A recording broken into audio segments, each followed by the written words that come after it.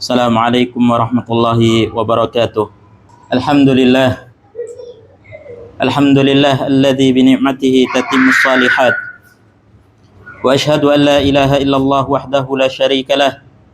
Wa asyhadu anna Muhammadan abduhu wa rasuluh. Allahumma 'allimna ma yanfa'una wanfa'na bima 'allamtana. Allahumma zidna ilman wa faqihna fid din.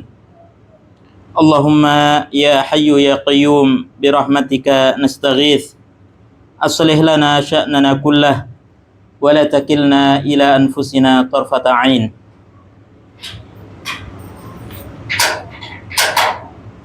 Para ummahat, semoga Allah Subhanahu wa taala merahmati kita semuanya. Kembali kita bersyukur kepada Allah Azza wa Jalla atas segala limpahan nikmat dan karunia-Nya, sehingga pada kesempatan petang yang berbahagia ini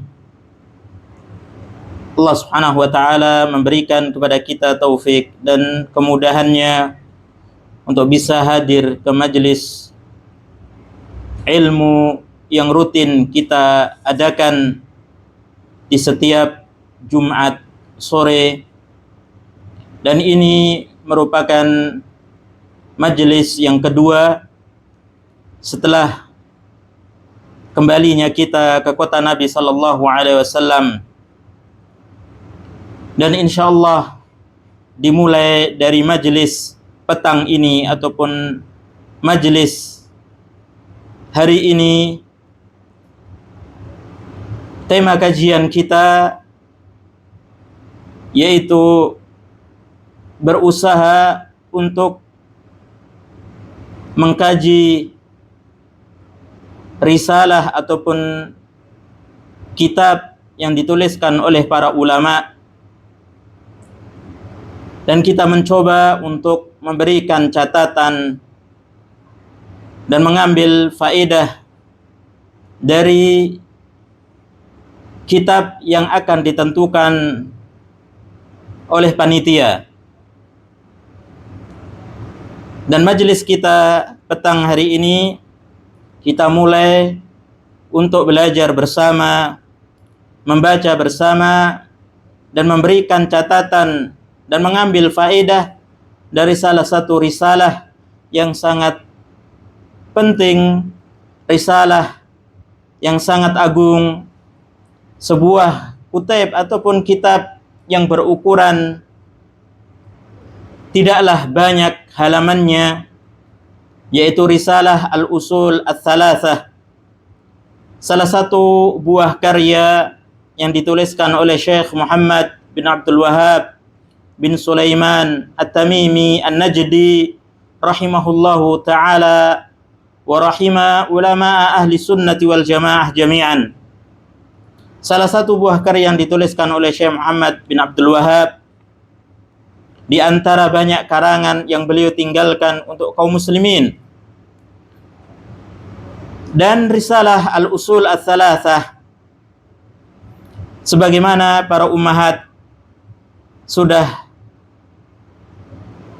pegang fotokopian atau nuskhah fotokopiannya masing-masing, dan diharapkan kepada ummahat untuk mencatat apa yang penting, sehingga kajian yang kita laksanakan ini benar-benar mendatangkan manfaat dan faedah untuk kita. Risalah Al-Usul Ats-Tsalatsah, meskipun dengan pendeknya apa yang muallif pengarang tuliskan di risalah ini dengan kalimat-kalimat yang ringkas, akan tetapi risalah Al-Usul Ats-Tsalatsah mempunyai kandungan ilmu yang sangat besar, mempunyai kandungan faedah yang sangat penting bagi setiap muslim ataupun muslimah. Oleh karenanya sejak zaman penulis yaitu Syekh Muhammad bin Abdul Wahab, kemudian dilanjutkan oleh murid-muridnya, kemudian dilanjutkan oleh para ulama yang datang setelah mereka sampai hari ini. Para ulama senantiasa mewasiatkan, menganjurkan kepada setiap muslim untuk membaca risalah ini, untuk memahami dan mentadaburi hukum-hukum ataupun ilmu yang terkandung dari risalah ini. Bahkan tidak sedikit dari para ulama mewasiatkan kepada kita untuk menghafal risalah yang sangat pendek ini. Semua ini menunjukkan tentang pentingnya dan kedudukan yang sangat besar bagi risalah Al-Usul Ats-Tsalatsah, bagi kehidupan seorang muslim. Oleh karenanya kita berusaha dengan memohon taufik kepada Allah Subhanahu wa taala dan pertolongan dari Allah, kita bersama-sama membaca risalah yang sangat pendek, singkat ini, dan kita berusaha untuk memberikan catatan terhadap perkara-perkara yang penting dalam risalah ini. Risalah ini secara umum terbagi menjadi 3 bagian. Bagian yang pertama adalah bagian muqaddimah, kata pengantar. Kemudian bagian kedua adalah bagian inti, yaitu pengarang ataupun penulis ingin menjelaskan di dalam risalah ini 3 perkara tentang siapa Rabb kita, siapa sesembahan kita, kemudian siapa Rasul kita, dan apa agama kita. 3 perkara tersebut yang ingin beliau jelaskan kepada kaum muslimin melalui risalah yang sangat pendek ini. Dan 3 perkara tersebut merupakan 3 soal, pertanyaan yang akan dilalui oleh setiap hamba ketika telah diletakkan di liang kuburnya. Dan bagian yang ketiga adalah bagian khatimah, penutup. Dan insyaallah majelis yang pertama ini akan membahas tentang muqaddimah dari kitab Al-Usul Ats-Tsalatsah, bagian kata pengantar. Adapun muqaddimah itu sendiri, ya, muqaddimah dari kitab ataupun risalah Al-Usul Tsalatsah itu terbagi menjadi 3 bagian. Terbagi menjadi 3 bagian. Bagian yang pertama, muallif ataupun pengarang yaitu Syekh Muhammad bin Abdul Wahab ingin menjelaskan kepada kita tentang 4 perkara yang wajib untuk diketahui, untuk dipelajari oleh setiap muslim dan muslimah. Kemudian bagian yang kedua, muallif, pengarang Syekh Muhammad bin Abdul Wahab juga ingin menjelaskan kepada kaum muslimin, kepada pembaca risalah ini, kepada penuntut ilmu, dan kepada kita semuanya, ya, setiap muslim dan muslimah, tentang 3 perkara yang lain yang merupakan inti dan pokok pondasi dari agama Islam. Kemudian bagian yang ketiga dari muqaddimah Al-Usul Tsalatsah itu beliau menutup dengan penjelasan tentang hakikat millah Nabi Ibrahim, ajaran lurus Nabi Ibrahim yang biasa disebut dengan Al-Hanifiyah. Itu adalah 3 bagian yang beliau ingin jelaskan kepada kita semuanya dari muqaddimah risalah Al-Usul Ats-Tsalatsah. Baik, para ummahat yang saya hormati, dan semoga Allah Subhanahu wa taala memberikan kepada kita taufik dan pertolongannya untuk mengkaji membaca dan memahami risalah usul thalatha ini. Kita mulai. Muallif rahimahullah ataupun penulis yaitu Syekh Muhammad bin Abdul Wahhab dalam risalah al-usul thalatha memulai dengan Bismillahirrahmanirrahim. Kalimat basmalah yang dituliskan oleh muallif sebagai permulaan awal dari risalah ini ada 3 hal yang berkaitan dengan Bismillahirrahmanirrahim. Yang pertama, bahwasanya muallif memulai risalah ini dengan kalimat basmalah, ataupun di risalah-risalah dan kitab-kitab beliau yang lainnya, beliau memulai dengan kalimat basmalah, yaitu untuk iqtidaan, untuk mengikuti, mengikuti dan mencontoh kitab Allah Subhanahu wa taala, yaitu Al-Qur'an, yang dimulai dengan bacaan Bismillahirrahmanirrahim. Begitu juga beliau ingin mencontoh sunnah Rasulullah sallallahu alaihi wasallam, kebiasaan Nabi sallallahu alaihi wasallam ketika beliau menulis surat-surat yang beliau kirimkan untuk disampaikan kepada pemimpin-pemimpin negeri pada saat itu, beliau menulis suratnya dengan memulai Bismillahirrahmanirrahim. Sebagaimana risalah ataupun surat Nabi SAW yang beliau kirimkan kepada Raja Hirakal yang disebutkan oleh Imam Bukhari di dalam Sahih Bukhari.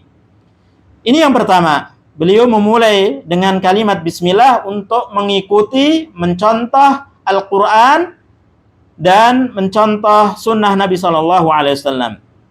Kemudian yang kedua, di samping mengikuti dan mencontoh Al-Quran dan sunnah Nabi, beliau juga ingin mencontoh para ulama yang lainnya, para ulama yang terdahulu, bahwasannya di antara kebiasaan baik para ulama kaum muslimin ketika memulai karya-karya tulis mereka, ketika memulai tulisan-tulisan mereka, mereka memulai dengan kalimat Bismillahirrahmanirrahim. Kemudian yang ketiga, beliau inginkan dengan kalimat Bismillah ini untuk at-tabarruk wal isti'anah, untuk mencari keberkahan dan meminta pertolongan kepada Allah Subhanahu wa taala. Karena dari kalimat Bismillahirrahmanirrahim ini mengandung pertolongan ataupun meminta pertolongan kepada Allah agar diberikan kemudahan, agar diberikan keberkahan, agar diberikan manfaat apa yang beliau ingin tuliskan dan apa yang beliau ingin jelaskan di dalam risalah Al-Usul Thalatha ini. Kemudian beliau mengatakan ataupun menuliskan, "I'lam rahimakallah." Ketahuilah wahai pembaca, wahai penuntut ilmu dan kaum muslimin, semoga Allah Subhanahu wa taala merahmati engkau, merahmati kamu. Kalimat ini mengandung 2 hal. Yang pertama adalah kalimat i'lam. Lafaz i'lam ini adalah lafaz fi'il amr, perintah dari beliau kepada kita kaum muslimin, kepada para pembaca, kepada penuntut ilmu agar mengetahui, mengilmui apa yang beliau ingin tuliskan di risalah ini. Apa yang beliau ingin jelaskan kepada kaum muslimin, bahwasannya apa yang beliau ingin tuliskan dan jelaskan itu merupakan perkara yang sangat penting, sehingga beliau memerintahkan untuk mengilmuinya, untuk mempelajarinya, karena apa yang terkandung di dalam risalah ini adalah perkara yang wajib untuk kita pelajari. Kemudian beliau juga mendoakan kebaikan, mendoakan rahmat untuk kita semuanya, kaum muslimin yang membaca, yang mempelajari risalah ini dengan rahmat dari Allah Subhanahu wa taala, dan ini merupakan kebaikan dan kelembutan dari muallif terhadap para penuntut ilmu dan kaum muslimin. Beliau mengawalinya dengan doa kebaikan. Dan ini juga merupakan salah satu bentuk yang menyatakan bahwasannya yang namanya ilmu, ya, yang namanya belajar, itu harus didasari dengan penuh kasih sayang, didasari dengan rahmat.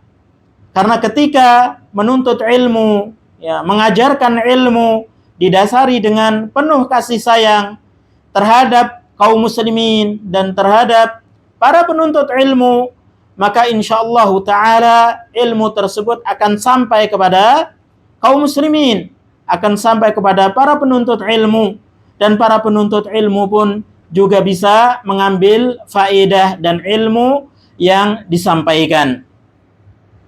Kemudian beliau mengatakan, annahu yajibu alaina ta'allumu arba'i masail. Ya, sesungguhnya wajib bagi kita kaum muslimin, ya, laki-laki maupun perempuan, untuk mempelajari 4 perkara. Ya, 4 perkara. Dan ini menjelaskan dari sebelumnya, ya, bahwasannya ketika beliau mengatakan i'lam, ketahuilah, kemudian beliau menjelaskan apa yang perlu diketahui, apa yang harus dipelajari, yaitu apa? Mempelajari 4 perkara yang wajib bagi kita. Ya, 4 perkara yang wajib bagi kita kaum muslimin untuk mempelajarinya, mengilmuinya, memahaminya. Apa yang pertama? Ya, 4 perkara tersebut. Yang pertama, al-ula al-ilmu. Yang pertama adalah al-ilmu. Kita harus belajar. Kita harus menuntut ilmu. Sebagaimana yang telah dijelaskan oleh Allah di dalam Al-Quran, ataupun yang dijelaskan oleh Nabi SAW di dalam hadisnya, tentang kewajiban bagi setiap hamba untuk belajar, menuntut ilmu. Ini yang perkara yang pertama. Kemudian beliau menjelaskan tentang apa yang dimaksud ilmu tersebut. Ya, apa yang wajib untuk kita pelajari, yang wajib untuk diilmui. Kata beliau, wa huwa ma'rifatullah wa ma'rifatu nabiyhi sallallahu alaihi wasallam wa ma'rifatu dinil islami bil adillah. 3 perkara inilah beliau menafsirkan, menjelaskan tentang perkara yang pertama, yaitu al-ilmu, yang wajib untuk dipelajari, diketahui, difahami oleh setiap muslim, yaitu 3 perkara. Mengilmui, mempelajari tentang Allah, ma'rifatullah, yaitu dengan mempelajari, memahami nama-nama Allah dan sifat-sifat Allah. Memahami dan mengilmui tentang hak-hak Allah yang wajib untuk kita tunaikan kepada Allah. Memahami, mempelajari tentang kewajiban-kewajiban, perintah-perintah Allah dan larangan-larangan Allah, yaitu syariat Allah. Ya, ini apa? Ma'rifatullah. Kemudian yang kedua, ma'rifatu nabiyhi. Ya.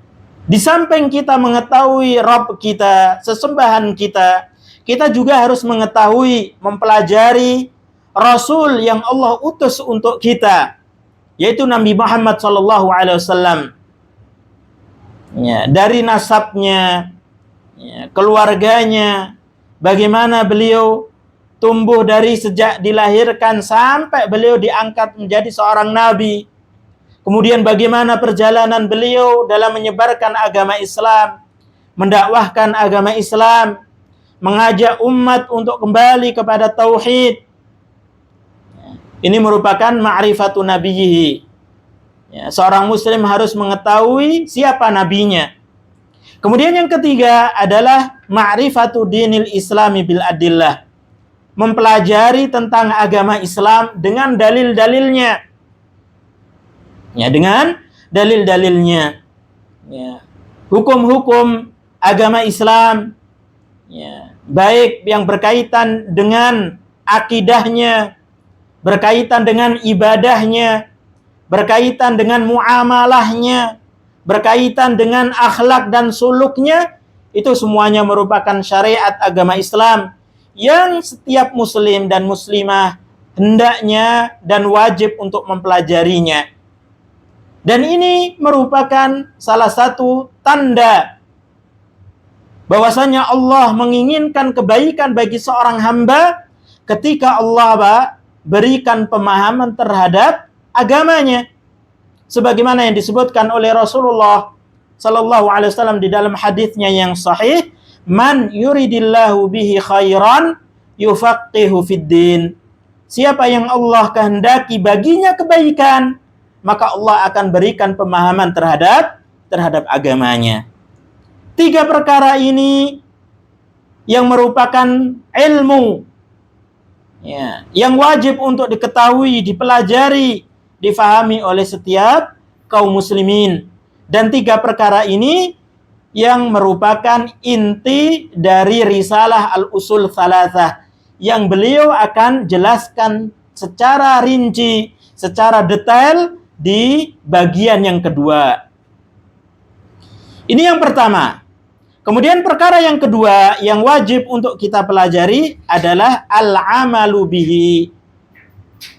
Ya, al-amalu bihi.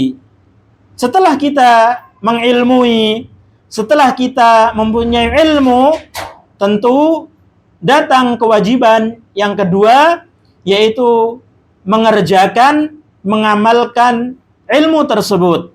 Ya, al-amalu bihi.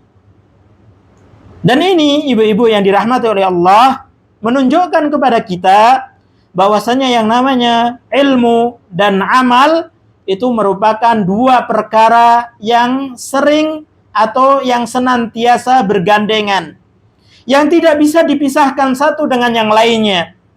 Artinya, ilmu tanpa diamalkan fala yanfa, tidak akan bermanfaat. Begitu juga amalan tanpa ilmu, tanpa didasari ilmu juga tidak bermanfaat. Dan menggabungkan antara ilmu dan amal ini merupakan jalan keselamatan bagi setiap hamba. Jalan keselamatan bagi setiap hamba. Sebagaimana Allah Subhanahu wa taala mewajibkan bagi kita di dalam sehari semalam minimalnya kita membaca doa kepada Allah Subhanahu wa taala agar diselamatkan dari jalannya orang-orang yang maghdub, orang-orang yang Allah murkai, yaitu orang-orang Yahudi dan orang-orang ad-dhalin, orang-orang yang tersesat, orang-orang Nasara. Sebagaimana orang-orang Yahudi mempunyai ilmu tapi tidak diamalkan, begitu juga orang-orang Nasara, mereka giat beramal tanpa didasari ilmu. Dan jalan keselamatan bagi setiap muslim hendaklah menggabungkan antara ilmu dengan amalan. Ketika kita mengetahui suatu ilmu dan kita mengamalkan, maka itu merupakan jalan keselamatan yang dia tempuh. Ini perkara yang kedua, mengamalkan dari apa yang telah dia ketahui. Kemudian perkara yang ketiga, ats-tsalitsah ad-da'watu ilaih. Ya, mendakwahkan ilmu yang sudah dia ketahui. Ya, mendakwahkan agama Islam ini. Ini merupakan perkara yang ketiga yang harus diketahui oleh setiap muslim, yang harus dikerjakan oleh setiap muslim dan muslimah, yaitu mendakwahkan, menyebarkan apa yang sudah dia ketahui dari ilmu tersebut. Dan ini juga merupakan jalannya para nabi dan para rasul dan orang-orang yang beriman sebelum kita. Sebagaimana Allah Subhanahu wa taala katakan, "Qul hadhihi sabili ad'u ila Allah ala basiratin ana wa manittaba'ani." Katakanlah wahai Nabi Muhammad, ini adalah jalanku. Bagaimana jalannya Rasul? Ad'u ila Allah. Ya, berdakwah kepada Allah ala basirah, di atas ilmu. Ya, dakwah di atas ilmu. Ana wa manittaba'ani. Ya, dan orang-orang yang mengikuti Rasul. Jadi, setelah kita mengetahui dari ilmu, kemudian kita mengamalkan ilmu tersebut, maka kewajiban yang ketiga bagi kita adalah mendakwahkannya, mengajarkan kepada orang lain, menyebarkan ilmu tersebut. Ya, dan ini merupakan apa? Merupakan inti dari kita belajar. Ya, dari kita belajar. Sehingga Nabi SAW ya menyebutkan di dalam hadis, "Ballighu anni walau ayah." Ya, sampaikan dariku meskipun satu ayat. Ya, ketika kita memahami satu ayat dari Al-Quran dan kita mengamalkan ayat tersebut kandungannya, maka kewajiban kita untuk apa? Memberitahukan kepada orang lain, mendakwahkan kepada orang lain, mengajak orang lain untuk apa? Untuk juga mempelajarinya, mengamalkannya. Ya, ketika kita memahami satu hadis sahih dari Nabi SAW dan kita mengamalkan kandungan hadis tersebut, maka wajib bagi kita untuk apa? Mendakwahkan kepada orang lain. Ya, mendakwahkan kepada orang lain. Kemudian perkara yang keempat, ya, yang wajib untuk kita pelajari, ya, setiap muslim dan muslimah adalah as-sabru 'alal adza fihi. Yaitu kita harus mempelajari, mengetahui dan mengilmui tentang kesabaran dari adza, gangguan di dalam perkara yang sudah lewat tadi. Dan ini menyebutkan kepada kita semuanya, para ummahat yang dirahmati oleh Allah, bahwasannya perkara yang sudah disebutkan oleh muallif, 3 perkara yang sudah lewat tadi, ini semuanya membutuhkan kesabaran. Bukan hanya ketika kita berdakwah kepada Allah, bukan ketika kita hanya mengajak manusia untuk mengesahkan Allah, mentauhidkan Allah, mempelajari agama Allah saja kita bersabar. Akan tetapi ketika kita belajar, menuntut ilmu, bahkan menghadiri kajian seperti ini, kita butuh kesabaran. Butuh kesabaran. Begitu juga ketika seseorang ingin mengamalkan, mempraktekkan ilmu yang sudah dia ketahui, itu juga membutuhkan kesabaran. Begitu juga ketika seseorang ingin mendakwahkan agama Islam ini, mengajak yang lain untuk apa? Belajar dan mengerjakan syariat agama Islam, itu juga butuh kesabaran. Artinya, perkara keempat yang wajib untuk kita ketahui adalah kita bersabar. Ya, bersabar dari gangguan, cobaan ketika kita menuntut ilmu, cobaan, gangguan, beratnya kita mengamalkan ilmu tersebut, dan bersabar dari gangguan, cobaan, rintangan ketika kita ingin mendakwahkan dan menyebarkan ilmu kepada orang lain. Ya, ini adalah 4 perkara yang beliau sebutkan di muqaddimah, yang mana 4 perkara ini saya ulangi merupakan wajib untuk kita ketahui bersama, wajib untuk kita fahami, wajib untuk kita ilmui.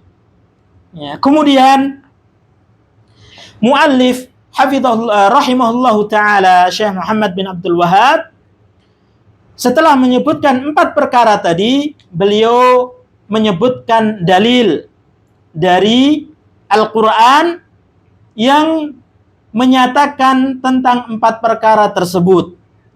Ya, dan ini ya merupakan manhajiyah dalam menuntut ilmu. Ya, metode dalam menuntut ilmu. Bagaimana muallif Syekh Muhammad bin Abdul Wahhab ingin mengikat kita sebagai penuntut ilmu dan kaum muslimin untuk senantiasa terikat dengan yang namanya dalil. baik dari Al-Quran ataupun sunnah Nabi Sallallahu Alaihi Wasallam. Ini yang pertama. Yang kedua, menunjukkan bahwasannya kita di dalam perkara agama, ya, di dalam setiap yang berkaitan dengan agama, kita harus berhati-hati menerimanya. Tidak asal terima. Akan tetapi ketika agama ataupun perkara yang berkaitan dengan agama tersebut berdasarkan dalil, baik dari Al-Quran ataupun sunnah, maka kita terima. Akan tetapi ketika perkara tersebut, ya, tidak ada dalilnya, maka kita tidak boleh menerimanya. Karena ini merupakan agama. Dan agama, sebagaimana yang kita ketahui, adalah apa? Ma qala Allah wa qala Rasul. Agama itu adalah apa yang Allah firmankan dan apa yang Nabi SAW sabdakan. Itu adalah agama. Agama ini berdiri di atas dalil. Maka setiap perkara yang berdalil, maka untuk kita ambil. Dan sebaliknya, setiap perkara yang berkaitan dengan agama, tanpa adanya dalil, maka kita tidak boleh terima. Makanya muallif senantiasa, ya, ingin mengikat kaum muslimin dan para penuntut ilmu dengan dalil. Makanya beliau setelah menyebutkan 4 perkara tadi, beliau menyebutkan dalil. Kata beliau, wad dalilu qauluhu ta'ala wal 'asri innal insana lafi khusrin illa alladhina amanu wa 'amilus solihati wa tawasau bil haqqi wa tawasau bis sabr. Beliau berdalil untuk menyebutkan tentang 4 perkara tadi dengan firman Allah Subhanahu wa taala di dalam surat Al-Asr. Bahwasannya surat Al-Asr ini yang terdiri dari 3 ayat, semuanya menunjukkan tentang 4 perkara yang kita sebutkan tadi. Dan Allah Subhanahu wa taala di dalam surat Al-Asr ini bersumpah dengan masa, ya, dengan waktu asar. Ya. Beliau bersumpah tentang apa? Tentang bahwasannya semua manusia, ya, semua manusia itu berada pada kerugian. Ya, semua manusia itu berada pada khasarah, kerugian. Kemudian Allah Subhanahu wa taala mengecualikan, ya, orang-orang yang keluar, yang selamat dari kerugian tersebut. Siapakah mereka? Yaitu adalah orang-orang yang menggabungkan 4 perkara yang disebutkan oleh penulis tadi. Yang pertama adalah illalladzina amanu, yaitu kecuali orang-orang yang beriman. Orang-orang yang beriman dan keimanan mereka didasari dengan ilmu, itu adalah orang-orang yang akan selamat dari yang namanya kerugian. Wa amilus solihat, dan orang-orang yang beramal juga akan selamat dari yang namanya kerugian.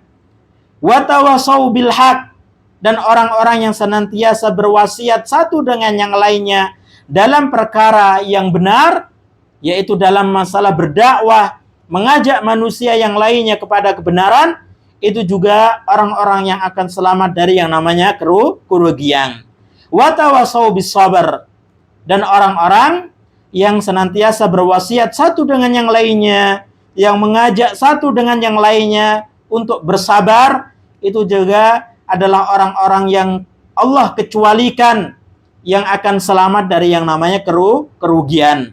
Jadi surat Al-Asr ini menunjukkan 4 perkara yang muallif sebutkan sebelumnya. Kemudian setelah menyebutkan dalil dari Al-Quran, muallif juga mengatakan, qala Syafi'i rahimahullah, law ma anzalallahu hujjatan ala khalqihi illa hadhihi surata lakafathum. Beliau menyebutkan perkataan dari Imam Asy-Syafi'i rahimahullah, Muhammad bin Idris Asy-Syafi'i, salah satu imam mazhab yang 4, yaitu mazhab Syafi'iyah. Beliau mengomentari tentang surat Al-Asr yang disebutkan oleh muallif tadi. Kata beliau apa? Lau ma anzalallah, kalau seandainya Allah itu tidak menurunkan surat Al-Asr tadi sebagai bentuk hujjah kepada hambanya, maka niscaya surat Al-Asr itu sudah cukup. Ya, sudah cukup sebagai hujjah. Ya, sebagai hujjah bagi para manusia. Artinya apa? Maksud beliau bahwasannya surat Al-Asr ini, ya, surat Al-Asr ini menjadi kecukupan bagi kita semuanya untuk merenungkan, untuk memahami bahwasannya semua manusia itu semuanya berada di dalam kerugian. Semuanya di dalam kerugian.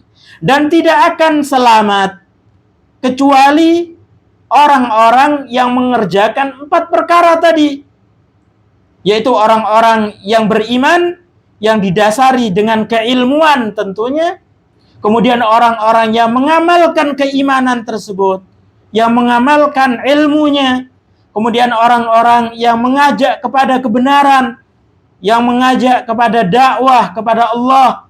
Kemudian orang-orang yang senantiasa mengingatkan tentang kesabaran. Itulah orang-orang yang akan selamat dari yang namanya kerugian. Maka kata Imam Syafi'i, kalau seandainya Allah tidak menurunkan hujjah kepada manusia kecuali surat ini, maka niscaya surat ini sudahlah cukup. Sebagai bentuk pengingatan kepada kita. Ya, sebentuk peringatan kepada kita tentang apa? Tentang jalan keselamatan dari yang namanya kerugian. Kemudian beliau muallif Syekh Muhammad bin Abdul Wahab juga menyebutkan perkataan Imam Bukhari di dalam sahihnya, yaitu Muhammad bin Ismail Al-Bukhari. Di dalam Sahih Bukhari beliau menyebutkan dan menuliskan satu babun al-ilmu qabla al-qawli wal amal. Bab tentang ilmu sebelum berkata, sebelum berbicara dan sebelum beramal. Ya, kemudian beliau menjelaskan dan menyebutkan di dalam bab ini ayat-ayat yang berkaitan tentang wajibnya kita belajar, menuntut ilmu. Kemudian hadis-hadis Nabi SAW yang menyebutkan tentang kewajiban berilmu sebelum beramal dan sebelum berbicara. Dan ini menjadi kaedah bagi kita, kaedah bagi setiap muslim dan muslimah, bahwasanya yang namanya ilmu itu merupakan kewajiban sebelum kita berbicara dan beramal. Ya, manakala seorang muslim dan muslimah menjadikan ini kaedah dalam hidupnya, maka insyaallah ta'ala selama dia hidup akan berada di atas kebenaran. Ketika dia berbicara, maka berbicara dalam masalah kebenaran. Karena bicaranya dibangun di atas ilmu.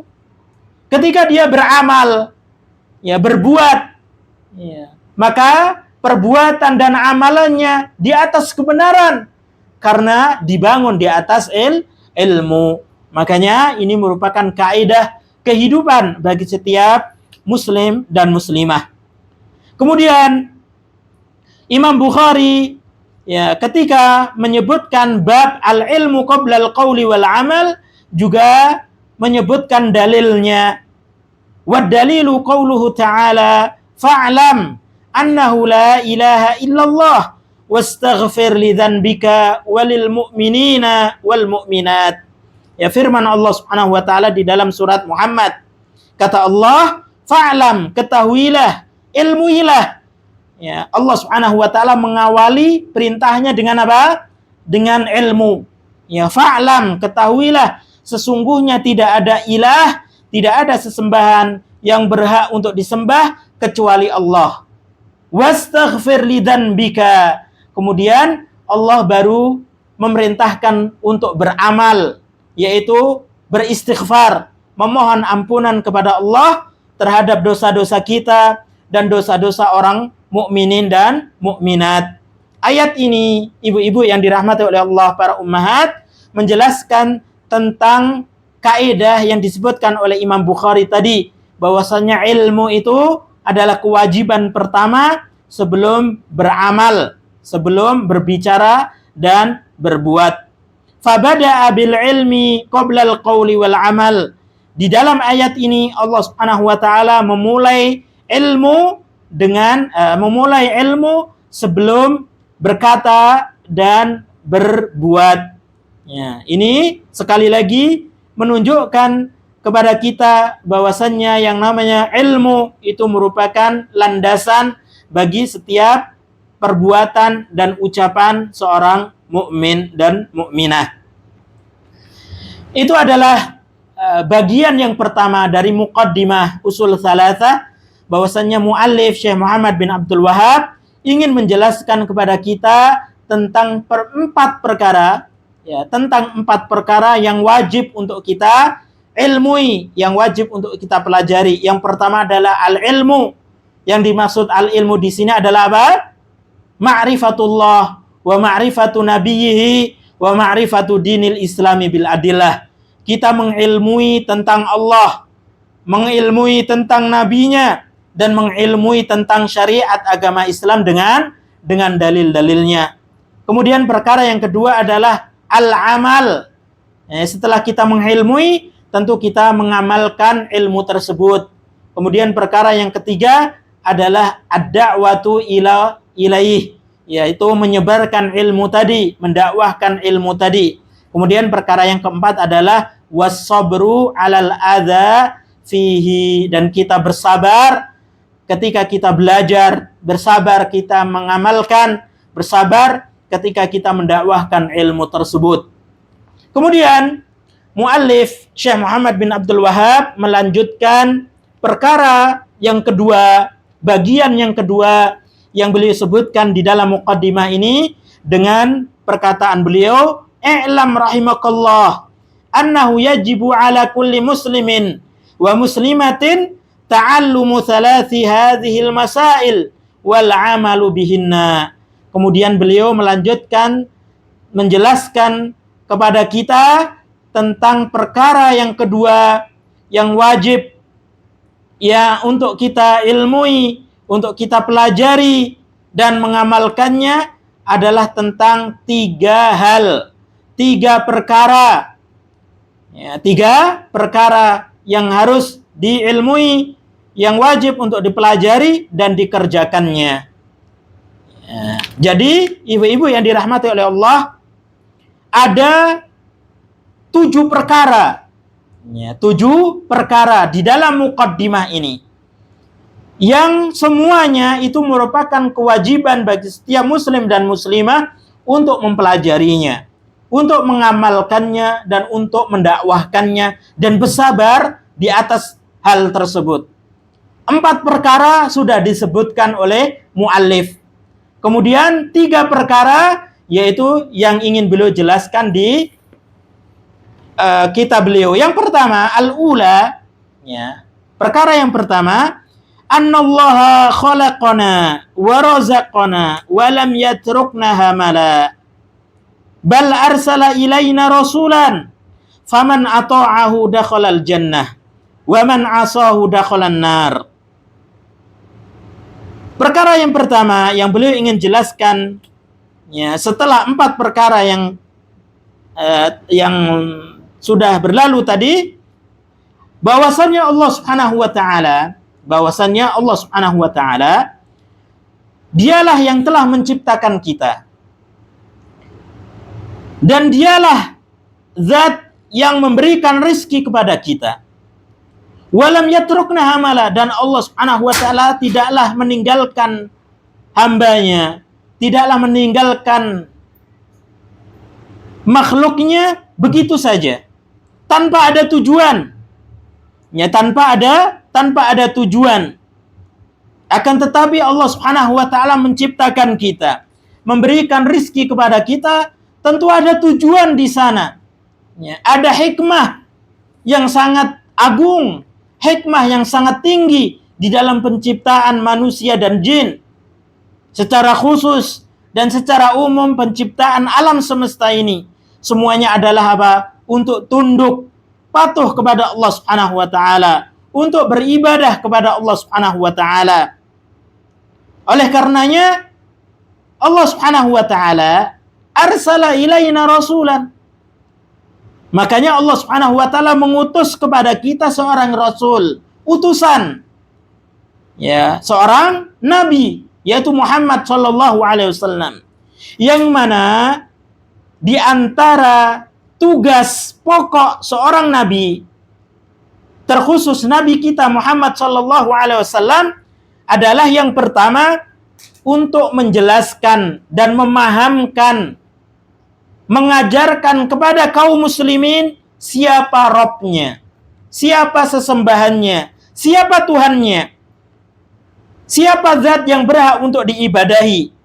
Ya, dengan mengajarkan nama-nama Allah yang maha indah, mengajarkan sifat-sifat Allah yang maha sempurna, ya, mengajarkan kepada umatnya tentang hak-hak Allah, ya, tentang syariat Allah, perintah-perintah Allah, larangan-larangan Allah. Ini yang pertama, tugas Nabi Shallallahu Alaihi Wasallam.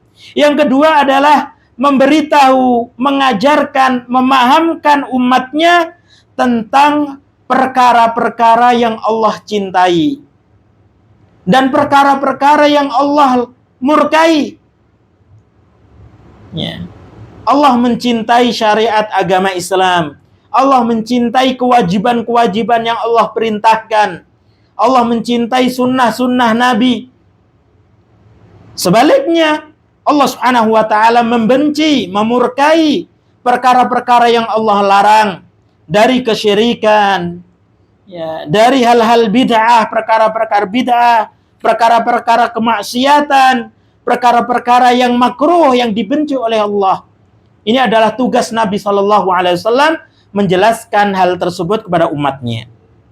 Kemudian tugas Nabi yang ketiga adalah tazkirul ummah bil jazai wal iqab, mengingatkan umat kaum muslimin tentang perkara jaza, balasan bagi orang yang mengikuti Allah, yang taat kepada Allah, yang taat kepada nabinya, dan iqab, balasan, hukuman yang akan diterima orang-orang yang bermaksiat kepada Allah, yang bermaksiat kepada nabinya. Ini adalah kurang lebih 3 tugas inti dari seorang nabi yang Allah Subhanahu wa taala utus kepada kita. Ya, makanya Syekh Muhammad bin Abdul Wahab mengatakan, "Faman ata'ahu", barang siapa yang mentaati Nabi, ya, yang mentaati Nabi, dakhalal jannah, maka orang tersebut apa?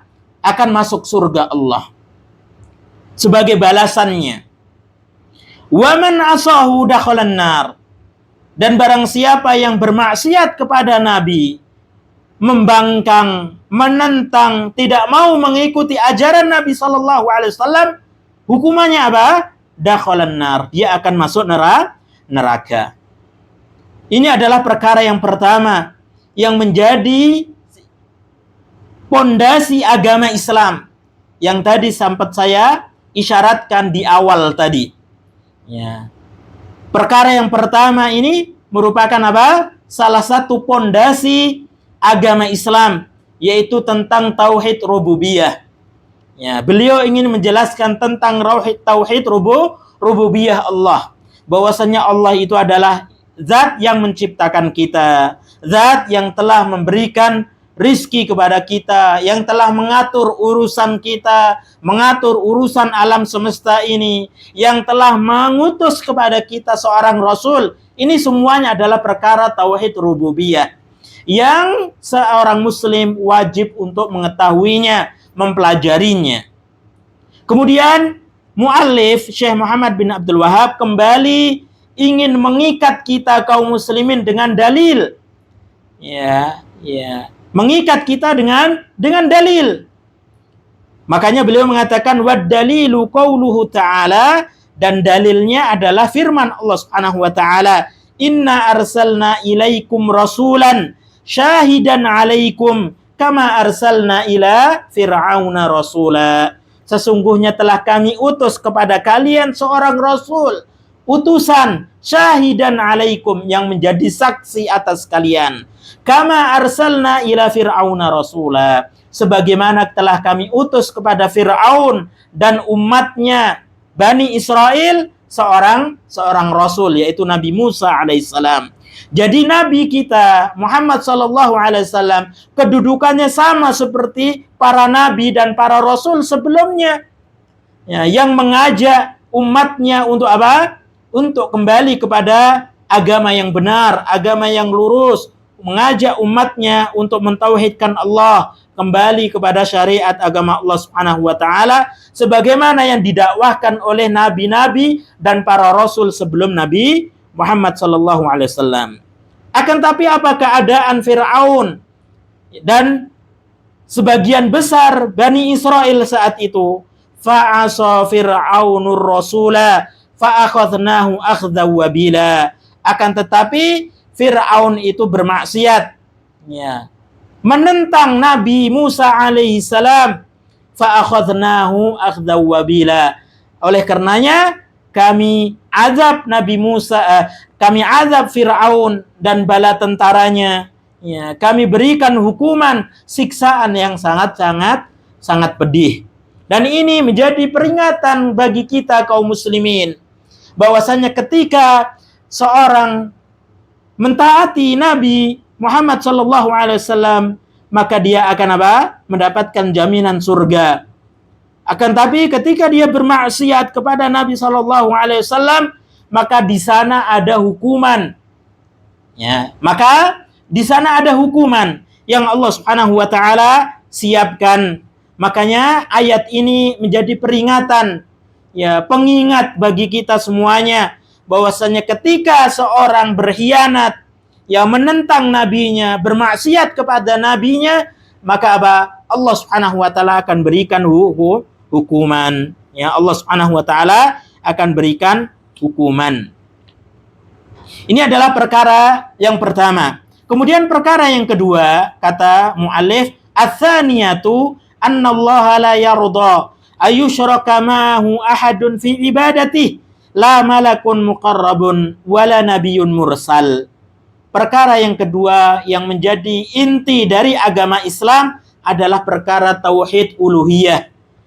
Ya, muallif mengatakan sesungguhnya Allah Subhanahu wa taala tidak ridha. Ya, tidak ridha, ya, untuk disyarikatkan baginya, ya, diperbuatkan sekutu baginya, ya, dia apa? Disekutukan baginya ahadun, siapapun dia, fi ibadatihi, dalam perkara ibadahnya. Allah tidak akan ridho, ya, tidak akan ridho ketika seseorang menjadikan bagi Allah tandingan, sekutu di dalam perkara ibadahnya. La malakun muqarrabun, meskipun itu adalah seorang nabi, seorang malaikat yang dekat dengan Allah Subhanahu wa taala. Wala nabiyyun mursal, begitu juga meskipun seorang nabi yang diutus, maka semuanya adalah apa? Ketika dijadikan sekutu bagi Allah, tandingan bagi Allah, maka Allah Subhanahu wa taala tidak ridho. Ya, dan ini mengingatkan kepada kita tentang firman Allah Subhanahu wa taala yang menjadi peringatan bagi kita tentang dosa besarnya, ya, ancaman bagi setiap orang yang menyekutukan Allah, berbuat kesyirikan kepada Allah, menjadikan tandingan bagi Allah Subhanahu wa taala. Kata Allah apa? Innallaha la yaghfiru ayyushraka ma'ahu ahadun. Innallaha la yaghfiru ayyushraka. Sesungguhnya Allah Subhanahu wa taala tidaklah mengampuni dosa kesyirikan. Ya. Tidak akan mengampuni dosa apa? Kesyirikan. Wa yaghfiru ma duna dzalika liman yasha. Dan Allah akan mengampuni dosa-dosa selain kesyirikan. Ini adalah jeleknya dosa kesyirikan. Ya, bahwasanya Allah tidak akan mengampuni dosa kesyirikan tersebut. Dan Allah juga tidak akan ridho sebagaimana yang disebutkan oleh Syekh Muhammad bin Abdul Wahab. Ya. Makanya dosa yang paling besar, dosa yang paling jelek, kemaksiatan yang paling besar yang dilakukan di atas muka bumi ini adalah dosa kesyirikan. Dosa menyekutukan Allah Subhanahu wa taala di dalam perkara ibadahnya. Makanya perintah yang pertama di dalam Al-Qur'an dan larangan yang pertama di dalam Al-Qur'an adalah apa? Firman Allah Subhanahu wa taala, wa'budullaha wa la tusyriku bihi syai'a. Ya, kata Allah, sembahlah Allah Subhanahu wa taala semata, perintah untuk mentauhidkan Allah. Wa la tusyriku bihi syai'a, larangan, dan janganlah kalian berbuat sekutu atau menjadikan sekutu bagi Allah Subhanahu wa taala siapapun dia. Tidak malaikat yang dekat Allah, dan begitu juga tidak seorang nabi yang diutus oleh Allah. Siapapun dia, tidak boleh kita jadikan sekutu, tandingan bagi Allah di dalam ibadahnya. Dan ini juga menunjukkan kepada kita, ibu-ibu sekalian, kalau seandainya malaikat dan para nabi yang semuanya mempunyai kedudukan di sisi Allah tidak boleh kita jadikan tandingan sekutu bagi Allah, maka bagaimana keadaan orang-orang makhluk selain mereka? Entah itu orang solehkah, seorang walikah, seorang kutubkah, ataupun yang lainnya, siapapun dia, maka Allah Subhanahu wa taala tidak meridhai untuk dijadikan tandingan dan sekutu di dalam masalah ibadah. Dan itu juga merupakan kesyirikan bagi Allah Subhanahu wa taala. Kemudian muallif mengatakan wad-dalilu qauluhu ta'ala. Sekali lagi muallif ingin mengikat kaum muslimin untuk menjadikan kita supaya bergantung, berikat dengan apa? Dengan dalil. Makanya beliau mengatakan, dan dalilnya adalah firman Allah Subhanahu wa taala, wa annal masajida lillah fala tad'u ma'allahi ahada. Dan sesungguhnya masjid-masjid ini merupakan milik Allah, maka janganlah engkau beribadah di dalamnya dengan menyekutukan Allah dengan yang lainnya. Ini adalah ayat yang menjelaskan kepada kita larangan untuk berbuat kesyirikan kepada Allah, larangan untuk berbuat apa? Menyekutukan Allah dengan yang lainnya. Ahada, siapapun dia, tidak malaikat yang dekat Allah. Begitu juga tidak dengan nabi yang diutus oleh Allah, tidak juga orang saleh, tidak juga seorang wali dan yang lainnya. Semuanya apa? Tidak boleh kita jadikan tandingan sekutu yang diibadahi selain Allah Subhanahu wa taala. Kemudian mu'alif melanjutkan perkara yang ketiga yang merupakan pondasi dan dasar dari agama Islam adalah ats-tsalitsah anna man ata'ar rasul wa wahadallah la yajuzu lahu muwalatu man haddallaha wa rasulah walau kana aqraba qaribin. Kata mu'alif, barang siapa yang mentaati Rasul dan mentauhidkan Allah, la yajuzu lahu, maka tidak boleh bagi orang tersebut muwalatu, mencintai, berkasih sayang terhadap orang-orang yang memusuhi Allah, terhadap orang-orang yang memusuhi Rasulnya, meskipun dia adalah orang yang terdekat dengannya. Entah itu bapaknya, entah itu ibunya, entah itu saudaranya, entah itu pamannya, entah itu kerabatnya. Ketika sudah jelas mereka musuh Allah, menentang Rasulnya, maka tidak boleh bagi orang yang beriman kepada Allah, yang beriman kepada Rasulnya, untuk berkasih sayang dengan mereka, untuk mencintai mereka, untuk menjadikan mereka wali-wali, kecintaan dan kasih sayang dengan mereka. Ini tidak boleh. Nah, ini merupakan perkara bara'ah, berlepas diri dari kesyirikan dan pelakunya. Ya, berlepas diri dari apa?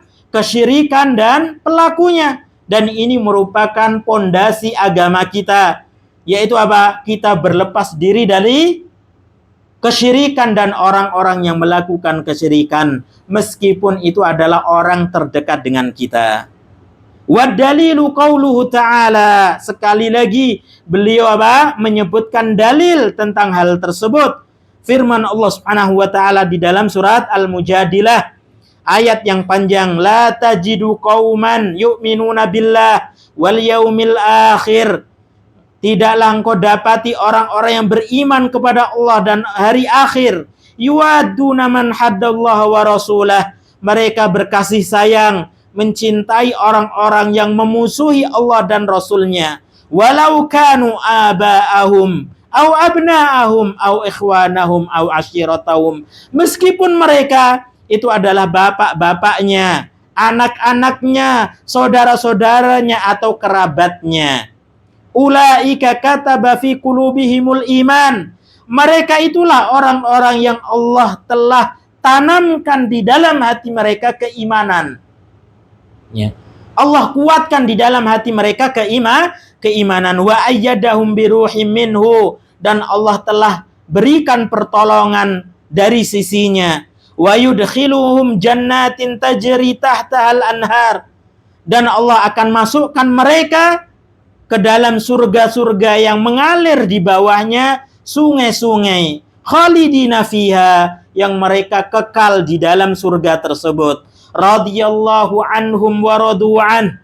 Allah ridho kepada mereka, begitu juga mereka pun ridho terhadap apa yang Allah berikan dari nikmat-nikmat tersebut. Ulaika hizbullah. Siapa mereka? Mereka adalah golongan Allah. Ala inna hizballahi humul muflihun. Sungguh golongan Allah itu adalah orang-orang yang mendapatkan keberuntungan. Orang-orang yang mendapatkan keberuntungan. Dan ini mengingatkan kepada kita, ibu-ibu yang dirahmati oleh Allah, perkara baro'ah, berlepas diri dari kesyirikan dan pelakunya, yaitu contoh baik yang berasal dari Nabi Ibrahim alaihissalam dan orang-orang yang beriman bersamanya. Ketika Nabi Ibrahim mengatakan kepada kaumnya, ya inna bura'a'u minkum, sesungguhnya kami apa? Berlepas diri dari kalian. Ya, berlepas diri dari kalian. Wa bada bainana al-adawah wal baghdha, dan telah jelas kepada kami permusuhan, ya, dan kebencian antara kami dengan kalian, hatta tu'minu billah, sampai kalian itu beriman kepada Allah. Ini adalah 3 perkara yang muallif sebutkan di muqaddimahnya. Kemudian perkara terakhir, ya, secara singkat adalah penutup dari muqaddimah. Ya, beliau pengarang ingin menjelaskan tentang ajaran Nabi Ibrahim yang lurus. Kata beliau, "I'lam arsyadakallahu li ta'ati." Ketahuilah wahai orang yang Allah berikan petunjuk untuk bertaat kepadanya. Annal hanifiyyata millata Ibrahim. Sesungguhnya Hanifiyah, ya, jalan agama, ajarannya Nabi Ibrahim adalah ajaran yang lurus. Apa itu jalannya Nabi Ibrahim? Ajarannya Nabi Ibrahim, anta'budullaha wahdahu mukhlishan lahuddin. Engkau beribadah kepada Allah ikhlas semata. Ya, engkau beribadah kepada Allah semata dengan mengikhlaskan agamanya. Wa bidzalika amarallahu jami'an nas wa khalaqahum laha. Dengan itulah, ya, dengan agama itu dan ajaran itu, Allah Subhanahu wa taala perintahkan seluruh manusia dan Allah ciptakan mereka untuk tujuan hal tersebut. Ya, jadi kita semuanya manusia, bahkan jin pun diciptakan oleh Allah untuk tujuan ini. Ya, tujuan beribadah kepada Allah dengan ikhlas, ya, dengan murni, ya, mentauhidkan Allah Subhanahu wa taala. Kama qala Allah, sebagaimana Allah Subhanahu wa taala berfirman, "Wa ma khalaqtul jinna wal insa illa liya'budun." Tidaklah aku ciptakan jin dan manusia kecuali untuk beribadah kepada Allah. Wa makna ya'budun, dan makna ya'budun di dalam ayat adalah yuwahhidun, mengesakan Allah. Wa a'zamu ma amarallahu bihi at-tauhid, dan perkara yang paling besar yang Allah perintahkan adalah perkara tauhid, yaitu ifradullahi bil ibadah, mengikhlaskan Allah di dalam perkara ibadah. Wa a'zamu ma nahallahu anhu asyirku, dan perkara yang paling besar yang dilarang oleh Allah adalah kesyirikan. Wa huwa da'watu ghairihi ma'ahu, yaitu apa? Beribadah kepada selain Allah, siapapun dia. Ini adalah apa? Ini adalah penutup dari muqaddimah, khatimah muqaddimah, penutup dari muqaddimah kitab Usul Tsalatsah, yaitu muallif ingin menjelaskan tentang perkara al-hanifiyah, ajarannya Nabi Ibrahim alaihissalam, yang menjadi cikal bakal ajaran yang diutus oleh Nabi Shallallahu Alaihi Wasallam, yang disampaikan oleh Nabi Shallallahu Alaihi Wasallam, yaitu agama Islam, agama yang berserah diri kepada Allah Subhanahu Wa Taala bitauhid, dengan mengesahkan Allah Subhanahu Wa Taala, wal istislamu bitauhid wal inqiyadu lahu bitta'ah, dan tunduk patuh kepada Allah dengan mentaati syariat Allah Subhanahu wa taala. Ini adalah muqaddimah yang disampaikan oleh penulis Syekh Muhammad bin Abdul Wahhab untuk mengawali kitab Al-Usul Ats-Tsalatsah.